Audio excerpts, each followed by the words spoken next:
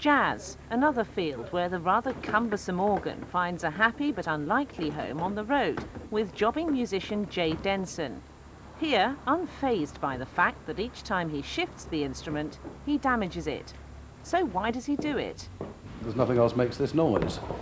Yeah. Nothing else sounds like this. And if it weren't for playing this particular instrument, I seriously wouldn't bother going out at all. It's graunchy. Shall I show you what graunchy is? It growls, and it's got a depth of expression that synthesizers don't have. I left school at 16 and joined a shadow-style group, and at 19, the organ got very popular, so I bought a Hammond.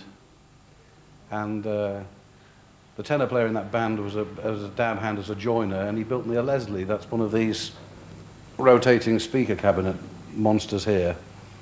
It goes at speed, and there's a big drum in the bottom for the low frequencies, for the bass notes, and it sort of makes the sound move around the room, and then you have the option under a switch under my foot of making it go fast. So the difference being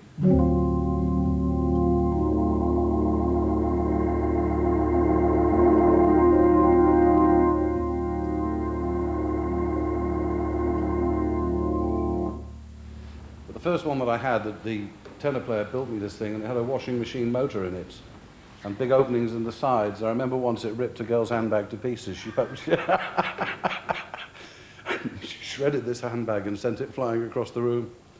And so then I decided I would buy a real one because the insurance wouldn't wear it.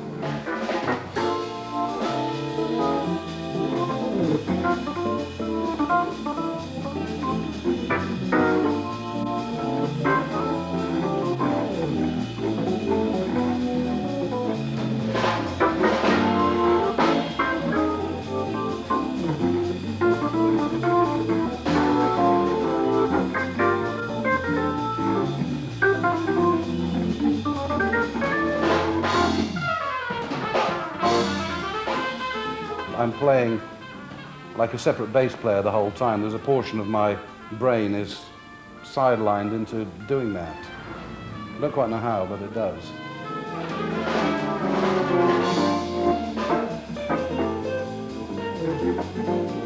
And I brought my family up playing I was an organist, that's what I did. Until I was 28, I played the organ. And it was extremely highly paid as a job. It started to dry up in about 72, really, up there. I did a number of things, came down to London eventually, after like summer seasons on the Isle of Wight and all that sort of thing. Pontins, I had the Jay Denson Orchestra, you know.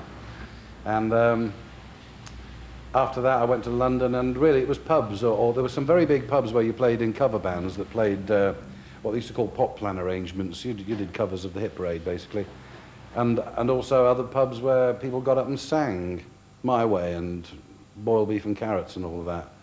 And that was still good money, but it was getting more and more musically abominable. I got rid of everything, but you asked me why I started again, right? Well, I'd always said that one day I would. I always said that one day I'm going to take it up again. I'm not going to play any commercial rubbish. I'm going to play the sort of music that I like. So, from Bach to the Stranglers and from Rochester Cathedral to the dance floors of Brighton, the organ remains an enduring instrument, cherished by musicians across the board. It's back in vogue a bit. James Taylor and acid jazz and all that sort of thing, and a few other people. People tell me it's becoming trendy again. It doesn't make the phone ring much more often, but that's what they tell me.